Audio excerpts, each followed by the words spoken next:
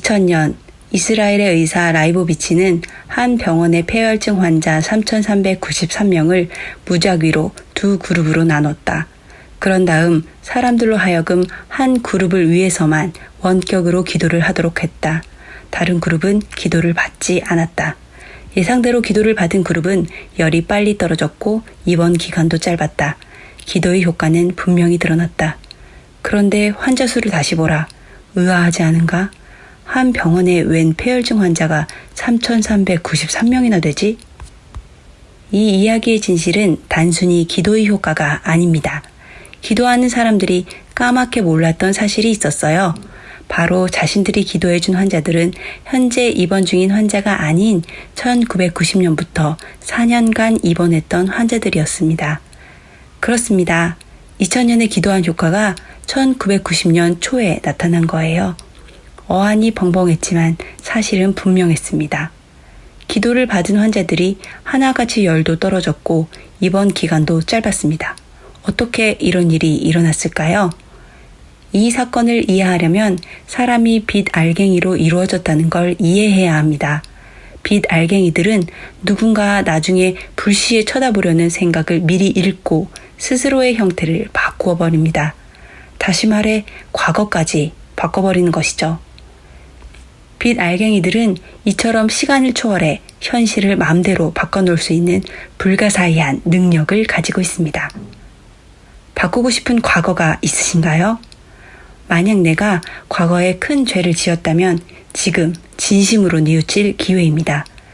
단 아무런 주저함이나 의심도 끼어있지 않은 진심이어야 합니다. 진심은 텅 빈 공간과 접속되고 그 공간에서 시간과 공간을 초월한 빛 알갱이들이 요술을 부리도록 말입니다. 앞서 빛 알갱이들은 미래의 기도를 알아차렸습니다. 그럼 빛 알갱이로 이루어진 우리도 미래를 볼 수 있는 것일까요? 네, 그것은 여러 가지 실험으로 이미 증명이 되었습니다. 단지 육신에 갇힌 두뇌가 그 사실을 알아차리지 못하는 것 뿐입니다. 2000년 9월 11일 직전 돌연 비행기표 예약을 취소해달라는 전화가 사방에 빗발쳤습니다. 그리고 놀랍게도 9월 11일 초대형 참사가 일어났죠. 이슬람 원리주의 테러범들이 여객기를 납치해 무역센터 건물을 들이받은 미국 역사상 최악의 테러 사건이 발생했습니다. 그런데 믿기지 않는 사실이 드러났어요.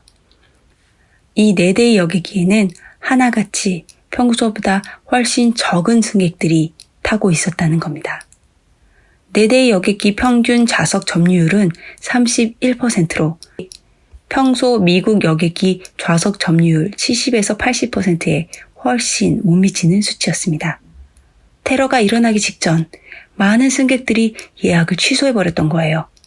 도대체 어떻게 그들은 대형 참사를 예견했을까요? 예언가가 아닌 과학자들 역시 이 대형 참사가 일어나기 4시간 전 충격적인 사건이 일어날 것임을 알았습니다. 프린스턴 대학의 넬슨 교수 등 전 세계 41개국에 내노라 하는 물리학자 75명은 전 세계 곳곳에 무작위 사건 발생 장치들을 설치해놓고 세계적인 재앙과 천재지변을 추적해오고 있었습니다. 자연의 법칙과 균형이 깨지면 이 기계의 바늘은 날카롭게 치솟는데 9.11 테러 당시 REG 기계는 900대 100이었죠. 어마어마한 사건이 터지리라는 걸 미리 알았던 겁니다. 이 기계가 수십억 지구인들이 받은 마음의 충격을 읽은 것일까요? 기계뿐이 아닙니다. 미립자로 구성된 우주 만물이 사람의 마음을 읽습니다. 그 어느 누구의 거짓도 통하지 않습니다.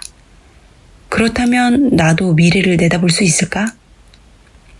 프린스턴대 물리학자 라딘 박사는 한 가지 실험을 진행했습니다. 사람들에게 성적으로 노골적이거나 끔찍한 동영상 혹은 부드러운 동영상을 보여줬죠. 놀랍게도 비디오를 보기 3초 전 자신이 어떤 비디오를 볼지 미리 예지하는 신호가 이미 뇌에 들어오는 것을 발견했습니다. 믿기지 않지만 내 마음속 누군가는 앞으로 내게 무슨 일이 일어날 것인지 이미 다 알고 있다는 얘기입니다. 단지 두뇌는 모를 뿐이죠. 하지만 미래를 훤히 알고 있는 보이지 않는 나가 내 안에 숨어 있다는 건 확실했습니다. 두뇌에 생각을 넣어주는 미래를 훤히 내다보는 존재는 누구일까요? 내 행동이 누군가에 의해 낱낱이 설계되어 있는 거라면 우리는 그저 원격 조종되는 꼭두가시란 말일까요? 비밀은 바로 미립자에 있습니다. 몸을 쪼개고 쪼개서 더 이상 쪼갤 수 없을 때까지 쪼개면 미립자가 나옵니다. 밥을 쪼개고 쪼개서 더 이상 쪼갤 수 없을 때까지 쪼개면 미립자가 나옵니다. 뇌파를 더 이상 쪼갤 수 없을 때까지 쪼개면 그것도 역시 미립자입니다. 눈에 보이는 것이든 보이지 않는 것이든 만물은 죄다 미립자가 최소 구성물질입니다. 이 미립자의 정체가 뭐길래 사람의 마음을 척척 읽어내는 걸까요? 세계적인 물리학 전문지 물리학 세계에서 인류 과학사상 가장 아름다웠던 실험으로 선정한 이중 슬립 실험은 1998년 실시됐습니다. 그리고 모두를 경이롭게 만들었죠. 덴마크의 노벨 물리학 수상자인 보어는 이 요술에 순격받지 않는 사람은 이해하지 못한 것이다 라고까지 말했습니다. 이 실험이 보여준 사실은 이렇습니다. 미립자를 어마어마하게 부풀려 야구공만하게 확대시킨 다음 자동 발사기에 장전시킨 뒤 하나씩 발사합니다. 실험자가 미립자를 입자라고 생각하고 바라보면 입자의 모습으로 나타나고 물결로 생각하고 바라보면 물결의 모습으로 자신을 바꿔버립니다. 이 현상을 양자 물리학자들은 관찰자 효과라 칭했습니다. 이것이 만물을 창조하는 우주의 가장 핵심적인 원리입니다. 다시 말해 미립자들은 눈에 안 보이는 물결로 우주에 존재하다가 내가 어떤 의도를 품고 바라보는 바로 그 순간 돌연 눈에 보이는 현실을 드러내는 것입니다. 한 세기가 넘도록 세계 최고의 물리학자들이 비슷한 실험을 끊임없이 실시해왔지만 결과는 늘 똑같았습니다. 즉 미립자들은 사람들이 어떤 마음으로 자기를 바라보는지 언제나 컴퓨터처럼 정확하게 읽고 거기에 맞춰 변화합니다. 양자 물리학자 울프 박사는 관찰자 효과를 신이 부리는 요술이라 부르고 미립자들이 가득한 우주 공간을 신의 마음이라고 일컬었습니다. 사람의 뇌파도, 식물도, 쇠붙이 같은 물질도 모두 똑같은 미립자로 만들어져 있습니다. 서로의 생각을 읽어내고 정보를 주고받는 건 지극히 당연한 일이 되는 거죠.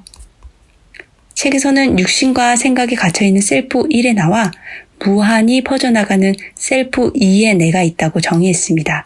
셀프 2의 나와 접속하면 모든 정보, 지혜, 지능, 무한한 가능성의 공간으로 들어갈 수 있다고 말합니다. 영생, 구원, 해방을 이 공간에서 얻을 수 있다고 말이에요. 이 원리를 이해하고 인정하고 생활하는 것은 그렇지 않은 것과 하늘과 땅 차이입니다. 내 영혼이 육신에 들어있다고 바라보면 비좁은 내 육신이 내 능력의 한계가 되지만 내 영혼이 육신 밖에 전지전능한 존재라고 바라보면 우리는 육신의 한계를 벗어나게 되기 때문이죠. 관찰자가 되어 나와 세상을 바라보면 화를 누그러뜨릴 수 있습니다. 음식의 욕구를 없애 몸을 바꾸고 하루아침에 담배를 끊을 수도 있습니다. 넓고 깊게 바라보면 지능과 창의력이 높아집니다.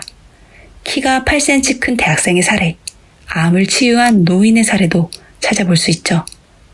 셀프 2, 그러니까 관찰자인 영혼은 내 외부에 존재합니다. 그렇기에 관찰자 효과를 인식하면 개인은 잠재적인 신체의 한계를 초월하고 경험을 확장할 수 있는 것입니다. 셀프 2의 공간에 접속하고 싶으신가요? 그렇다면 시야를 넓히기 바랍니다. 그리고 공의 상태에 들어가야 합니다. 머릿속이 복잡하여 들여다보기가 잘 안 된다면 이렇게 해보세요. 이 생각을 무한한 공간에 풀어놓아 줍니다. 하고 되뇌이세요. 한 번에 안 되면 2번, 3번, 4번, 몇 번이고 반복하세요. 이 생각을 무한한 공간에 풀어놓아 줍니다. 가장 쉬운 마침법은 텅 빈 공간을 상상하는 것입니다. 우리는 흔히 자연이나 음악 감상 혹은 향기나 빛이 마음을 안정시켜주는 효과가 있다고 생각하죠. 물론 효과가 없는 건 아니지만 부정적 생각이 가득한 마음을 근본적으로 바꿔주진 못합니다. 그때 이렇게 해보세요. 두 눈 사이의 공간을 상상합니다.